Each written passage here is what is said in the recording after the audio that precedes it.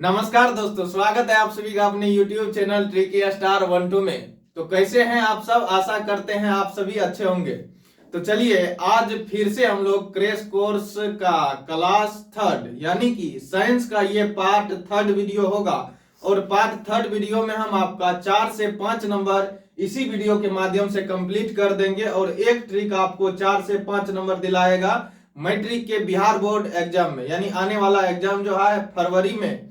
इसमें आपको 4 से 5 नंबर का क्वेश्चन देखने को मिलेगा मात्र इसी वीडियो से। तो देखिए आप लोगों को झंझट होता होगा क्या कि वस्तु को कहां रखेंगे तो प्रतिबिंब कहां पर बनेगा। अब सीधा बनेगा कि उल्टा बनेगा, आभासी होगा प्रतिबिंब की काल्पनिक होगा, इस सब बातों में बहुत झंझट होता है। आप लोग कई कई स्ट्रक्चर के माध्यम से इसको याद करे होइएगा, फिर भी भूल जाते होइएगा। तो मात्र इस ट्रिक को आप याद रखिएगा और 4 से 5 नंबर आप मुफ्त में पाइएगा। तो इसके लिए आपको करना क्या है, सिर्फ लास्ट तक इस वीडियो में बने रहना है, ठीक है। तो पहले हमसे प्रॉमिस कीजिए कि आप लास्ट तक इस वीडियो को देखने वाले हैं। अगर लास्ट तक इस वीडियो में बने रहते हैं तो यकीन मानिए आप 4 से 5 नंबर का क्वेश्चन वैसे आप बना सकते हैं मात्र एक फिगर यानी एक ट्रिक के माध्यम से। तो चलिए ये ट्रिक है क्या देखते होंगे। 1 2 3 4 5 लिख दिए, इधर से 1 2 3 4 5 लिख दिए। तो आखिर ये 1 2 3 4 5 है क्या, तो इसी के बारे में आज हम लोग जानेंगे। सबसे पहले इसका हम लोग बेसिक जानकारी देखते हैं कि आखिर उत्तल दर्पण किसको कहेंगे, अवतल दर्पण किसको कहेंगे, इसे पहचानेंगे कैसे कि कौन उत्तल है कौन अवतल है। तो चलिए इसका निवारण करते हैं इसी वीडियो में। तो चलिए देखते हैं। सबसे पहले देखिए जिसका ये जो पीछे वाला भाग है ये रंगा हुआ होता है। हर एक दर्पण में अगर आप देखिएगा तो पीछे वाला भाग क्या होता है, ये रंगा हुआ होता है। इसी को हम लोग ऐसे दर्शाते हैं। तो ये जो रंगा हुआ भाग होता है ये है सिल्वर ब्रोमाइड। किस चीज से रंगा हुआ होता है? सिल्वर ब्रोमाइड से। किस चीज से? सिल्वर ब्रोमाइड से। और इसका सूत्र जो होता है AgBr होता है। क्या होता है? AgBr। तो अब देखिए इसमें एक उत्तल है एक अवतल है, तो पहचानेंगे कैसे? तो ये वाला भाग जो देखिए जिसपे हम लोग चेहरा देखते हैं ये वाला भाग, तो ये क्या कहलाता है? परावर्तक सतह। इसको किस नाम से जानते हैं हम लोग? परावर्तक सतह के नाम से जानते हैं। इसमें देखिए परावर्तक सतह इसका क्या है? अंदर है। ये क्या है? इसका परावर्तक सतह। ये है इसका परावर्तक सतह। तो अब देखिए जिसका परावर्तक सतह उठा हुआ, तो याद रखिएगा उ से उठा हुआ उ से उत्तल, यानी जिसका परावर्तक सतह उठा हुआ हो उसको कहेंगे उत्तल दर्पण। इसमें देखिए परावर्तक सतह क्या है? धंसा हुआ है, यानी अंदर की तरफ क्या है? धंसा हुआ है, तो उसको कहेंगे अवतल दर्पण। यहां तक शायद आप लोगों को कोई भी कंफ्यूजन नहीं हुआ होगा। फिर से देख लीजिए, जिसका परावर्तक सतह उठा हुआ उसको कहेंगे उत्तल, जिसका परावर्तक सतह धंसा हुआ रहेगा उसको कहेंगे अवतल दर्पण। अब ये कलई किया हुआ, कलई का मतलब हुआ रंगा हुआ जो होता है ये पीछे की ओर, तो ये होता है सिल्वर ब्रोमाइड। क्या होता है? Silver bromide. और इसका सूत्र होता है AgBr। ठीक है। तो अब देखिए आगे देखते हैं वास्तविक और आभासी कैसे पहचानेंगे, सीधा और उल्टा कैसे पहचानेंगे। तो ये देखिए ये है वक्रता केंद्र और इसको सूचित करते हैं C से, और ये हो गया आपका फोकस, इसको सूचित करते हैं F से। तो ध्यान दीजिएगा ये ट्रिक है क्या, ये प्रधान अक्ष के ऊपर जब होगा, याद रखिएगा इसको क्या कहते हैं? प्रधान अक्ष, यानी वक्रता केंद्र और ध्रुव को जो मिलाती है रेखा उसको कहते हैं प्रधान अक्ष। तो प्रधान अक्ष से जो ऊपर बनेगा तो वो बनेगा सीधा प्रतिबिंब। वो क्या बनेगा? सीधा प्रतिबिंब। और प्रधान अक्ष से नीचे जो बनेगा तो वो बनेगा उल्टा प्रतिबिंब। वो क्या बनेगा? उल्टा प्रतिबिंब। ठीक है।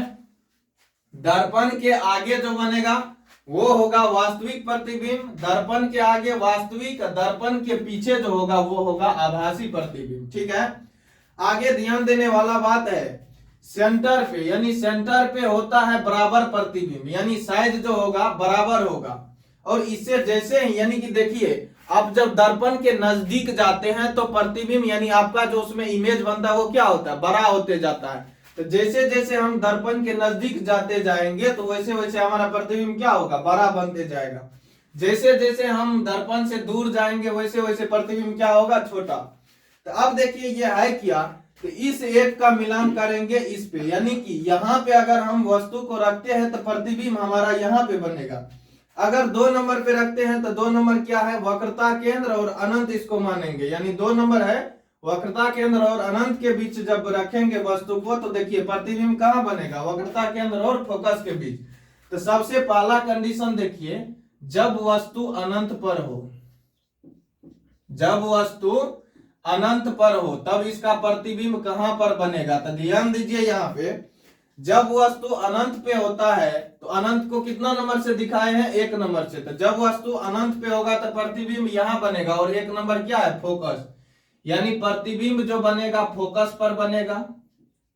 अब उल्टा होगा या सीधा होगा तो दूसरा याद रखिएगा, ये बहुत छोटा होता है और ये इस प्रधान अक्ष से थोड़ा सा नीचे होता है, तो नीचे क्या बताए, प्रधान अक्ष से नीचे जैसे ही होगा तो वो होगा उल्टा प्रतिबिंब। क्या हो जाएगा, उल्टा प्रतिबिंब।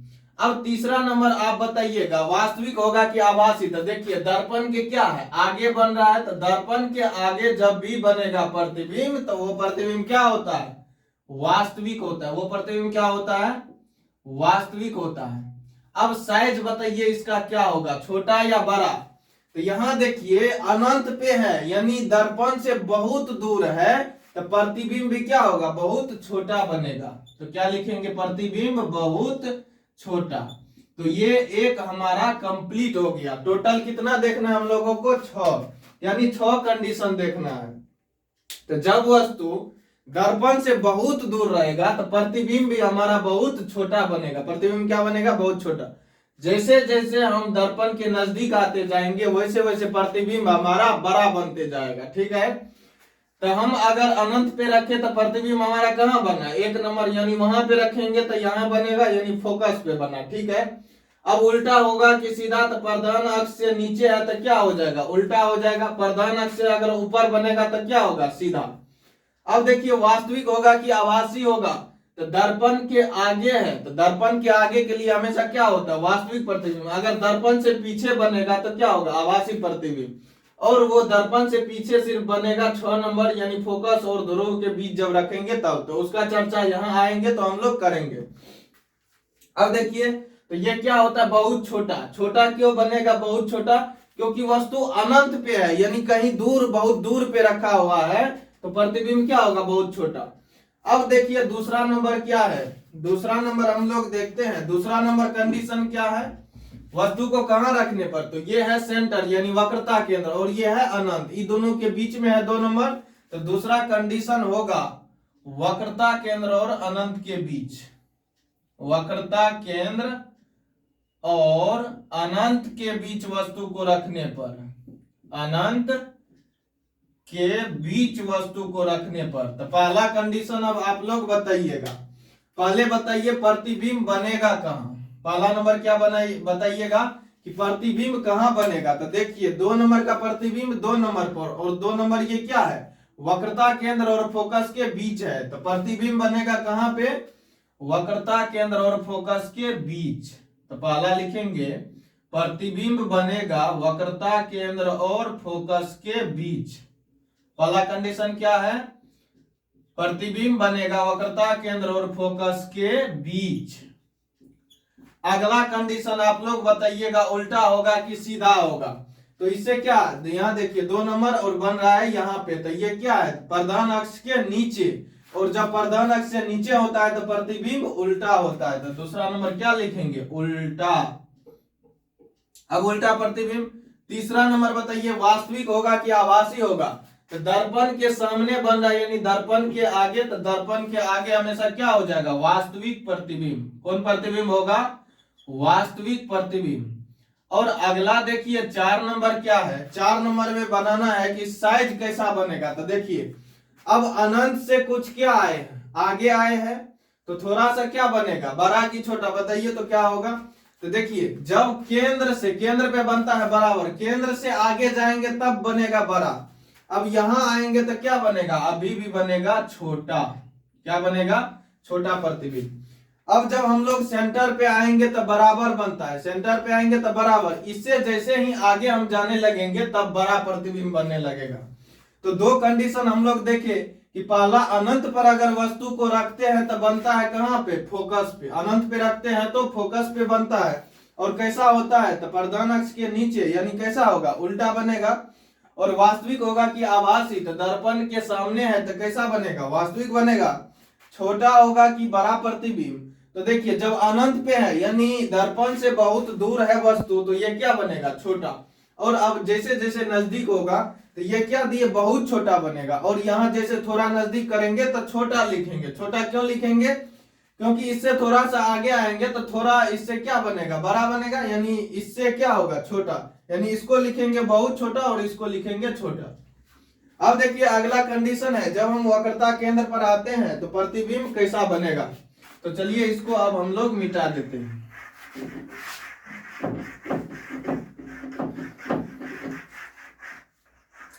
अब आगे समझिए तीसरा कंडीशन, यानी टोटल कंडीशन हम लोगों को करना है कितना, 6 कंडीशन करना है। तीसरा कंडीशन देखिए, अब कहां रखेंगे हम लोग, वक्रता केंद्र पर। यानी 2 नंबर कंप्लीट कर चुके हैं। अब तीसरा है वक्रता केंद्र, यानी जब वस्तु कहां हो, वक्रता केंद्र पर हो। यानी जब वस्तु वक्रता केंद्र पर हो। वक्रता केंद्र को C से लिखते हैं, ये ध्यान रखिएगा। जब वस्तु वक्रता केंद्र पर हो तब जो है प्रतिबिंब कहां बनेगा, तो 3 नंबर का देखिए तो कहां है, 3 नंबर नीचे से मिलाइए तो 3 नंबर का 3 नंबर, यानी जब वस्तु वक्रता केंद्र पर है तो प्रतिबिंब भी कहां बनेगा, वक्रता केंद्र पर ही बनेगा। प्रतिबिंब भी वक्रता केंद्र पर ही बनेगा। ठीक है, अगला कंडीशन क्या है, यानी दूसरा कंडीशन बताइए, उल्टा बनेगा कि सीधा बनेगा। तो फिर से प्रधान अक्ष के क्या है, नीचे है। प्रधान अक्ष के नीचे तो क्या हो जाएगा, उल्टा प्रतिबिंब होगा। क्या होगा, उल्टा प्रतिबिंब। और तीसरा नंबर में ध्यान दीजिएगा, तीसरा नंबर वास्तविक की आभासी, तो फिर से दर्पण के सामने ही बन रहा है ये भी प्रतिबिंब, तो क्या हो जाएगा, वास्तविक। क्या होगा, वास्तविक। अब देखिए बड़ा होगा, छोटा होगा या बराबर होगा। तो देखिए ये सेंटर में है तो सेंटर में हमेशा बराबर, सेंटर में बराबर, यानी 3 नंबर का 3 नंबर, तो ये क्या हो जाएगा, बराबर हो जाएगा। यानी बीच सेंटर में है तो ये हो जाएगा बराबर। यानी सेंटर से इधर छोटा, सेंटर से इधर क्या होगा, बड़ा, और सेंटर पे क्या होगा, बराबर। याद हुआ, सेंटर से पहले क्या होगा, छोटा, सेंटर से आगे क्या होगा, बड़ा, और सेंटर पे क्या होगा, बराबर। यहाँ क्या हो जाएगा, बराबर। तो हम लोग चारों कंडीशन देखे कि वक्रता केंद्र पर अगर वस्तु को रखते हैं तो प्रतिबिंब भी हमारा वक्रता केंद्र पर बनेगा। और कैसा बनेगा, तो प्रधान अक्ष के नीचे बनता है तो ये क्या हो जाएगा, उल्टा होगा।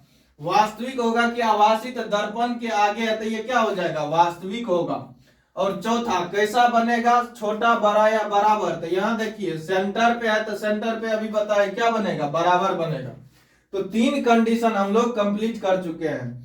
अब इससे देखिए एक क्वेश्चन और बनता है। उत्तल दर्पण जब हम लोग पढ़ेंगे तो उत्तल दर्पण में हमेशा छोटा प्रतिबिंब बनता है। उत्तल दर्पण में हमेशा छोटा प्रतिबिंब, जबकि अवतल दर्पण में हम लोग अभी क्या देखे कि छोटा भी बनता है। यहाँ देखिए बहुत छोटा भी बनता है, छोटा भी और बराबर भी। अब इससे आगे जाएंगे तो बड़ा भी बनेगा, यानी इसमें छोटा भी बनेगा, बड़ा भी बनेगा, बराबर भी बनेगा। किस दर्पण में, अवतल दर्पण में। और उत्तल दर्पण में हमेशा छोटा प्रतिबिंब। तो एक चीज यहां से याद रखिएगा कि उत्तल दर्पण में हमेशा कैसा प्रतिबिंब, छोटा प्रतिबिंब। अवतल दर्पण में हमेशा जैसे ही आपको बड़ा दिखाई दे दिया तो बड़ा में हमेशा कौन होता है, अवतल दर्पण ही बड़ा प्रतिबिंब दिखाता है। समतल दर्पण भी बराबरी प्रतिबिंब दिखाता है। अब देखिए अवतल दर्पण बड़ा भी दिखाएगा, छोटा भी दिखाएगा और बराबर भी दिखाएगा। इस बात को आप लोग नोट कीजिएगा, इससे आप लोगों को एक क्वेश्चन देखने को मिलेगा। यानी उत्तल दर्पण में हमेशा छोटा प्रतिबिंब, अवतल दर्पण में तीनों, बड़ा, छोटा या बराबर। और जब सिर्फ बड़ा का बात होगा तो बड़ा प्रतिबिंब एक को दिखाता है, वह है कौन दर्पण, अवतल दर्पण। आगे देखिए अब हम लोग चौथा कंडीशन को पढ़ने वाले हैं। चौथा कंडीशन हमारा क्या है, तो अब देखिए वक्रता केंद्र से हम लोग चलते हैं आगे। तो वक्रता केंद्र से आगे 3 नंबर तक कंप्लीट किए। चौथा नंबर देखिए, चौथा नंबर ये किया है इन दोनों पॉइंट के बीच। तो ये हो गया आपका वक्रता केंद्र और ये हो गया फोकस। तो आगे लिखेंगे चौथा नंबर में, जब वस्तु वक्रता केंद्र और फोकस के बीच हो, जब वस्तु वक्रता केंद्र और फोकस के बीच हो, जब वस्तु वक्रता केंद्र और फोकस के बीच हो, तब प्रतिबिंब कैसा बनेगा। तो अब देखिए 4 नंबर खोजिए आप लोग, कहाँ है प्रतिबिंब, कहाँ बनेगा। तो 4 नंबर का 4 नंबर और ये 4 नंबर जो ये पॉइंट है, ये देखिए अनंत और वक्रता केंद्र के बीच। तो प्रतिबिंब हमारा बनेगा अनंत और वक्रता केंद्र के बीच। प्रतिबिंब कहाँ बनेगा, अनंत और वक्रता केंद्र के बीच, अनंत और वक्रता केंद्र के बीच। अब बताइए तो आप लोग, वास्तविक होगा कि आभासी होगा। तो दर्पण के क्या बन रहा है, सामने, तो दर्पण के सामने हमेशा कैसा प्रतिबिंब, वास्तविक प्रतिबिंब। दर्पण के सामने हमेशा वास्तविक प्रतिबिंब। तीसरा नंबर आप लोग बताइए, उल्टा होगा या सीधा होगा। तो देखिए 4 नंबर का बन रहा है, यहां बन रहा है, यानी ये क्या हो, दर्पण यानी प्रधान अक्ष से नीचे। तो प्रधान अक्ष से हमेशा नीचे क्या होगा, उल्टा प्रतिबिंब। प्रधान अक्ष के ऊपर जाएगा तब होगा सीधा। तो प्रधान अक्ष के क्या है, नीचे है, तो उल्टा प्रतिबिंब। अगला बताइए साइज क्या होगा, साइज इसका क्या होगा। तो वक्रता केंद्र के देखिए अब क्या हो गए हैं आगे, तो साइज इसका बनेगा बड़ा। क्या बन जाएगा, बड़ा। यहां तक शायद आप लोगों को कोई दिक्कत नहीं हुई होगी। अब देखिए 4 नंबर हम लोग कंप्लीट किए।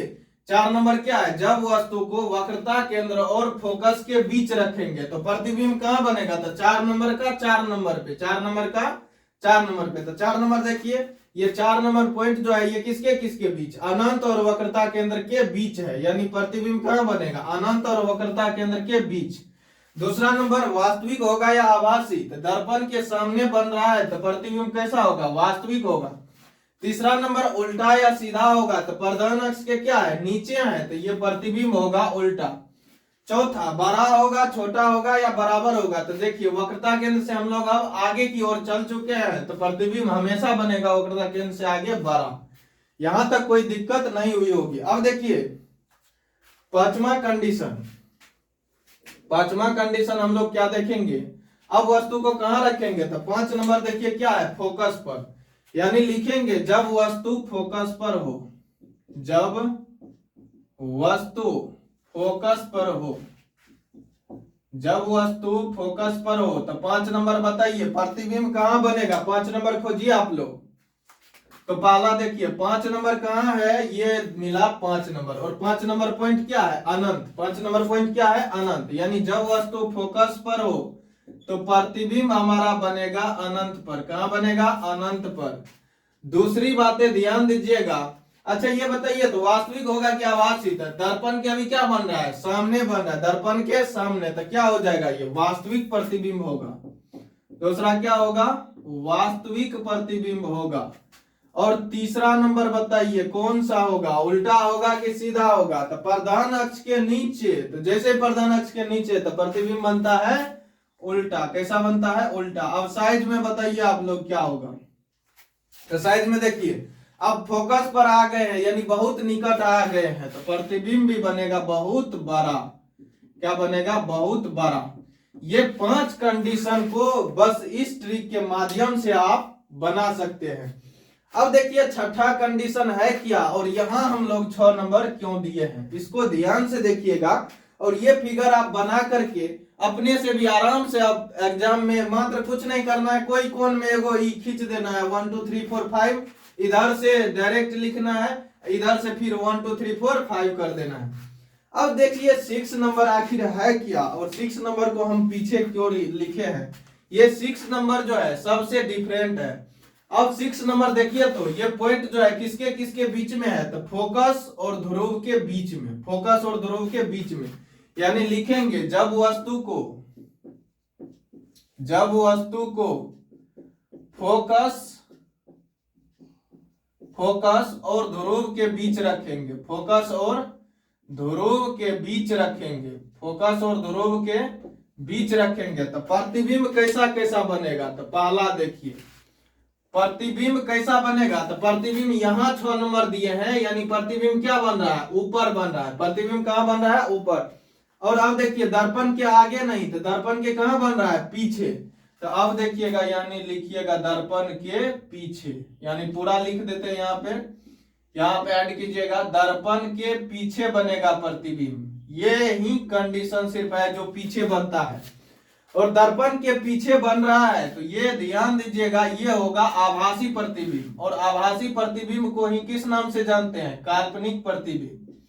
यानी आभासी प्रतिबिंब को ही काल्पनिक प्रतिबिंब भी कहते हैं।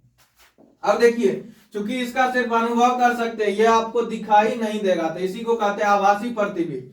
और ये देखिए प्रधान अक्ष से ऊपर बन रहा है, प्रधान अक्ष से ऊपर, तो उल्टा की सीधा। तो तीसरा कंडीशन याद रखिएगा, ये प्रतिबिंब बनता है सीधा। कैसा बनता है? सीधा।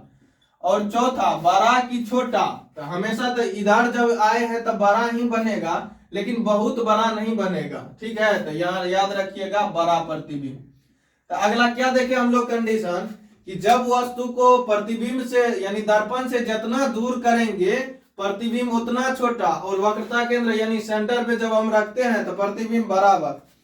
सेंटर से जैसे ही हम आगे बढ़ेंगे तो प्रतिबिंब जो होगा हमारा बड़ा बनते जाएगा। ठीक है, तो छठा नंबर कंडीशन को आप लोग क्या करना है, आप लोग को याद रखना है कि छठा नंबर कंडीशन एक देना है लाइन पीछे में। ठीक है, यानी 5 इधर से और 5 इधर से, और छठा नंबर कंडीशन ये सबसे विपरीत। और यहाँ पे याद रखिएगा कि अवतल दर्पण में जो है कैसा कैसा प्रतिबिंब बना था। अवतल दर्पण में वास्तविक भी बना, यानी 5 कंडीशन कैसा था? वास्तविक वाला था। और एक कंडीशन छठा जो फोकस और ध्रुव के बीच है, ये कंडीशन क्या है? आभासी है, यानी काल्पनिक प्रतिबिंब है।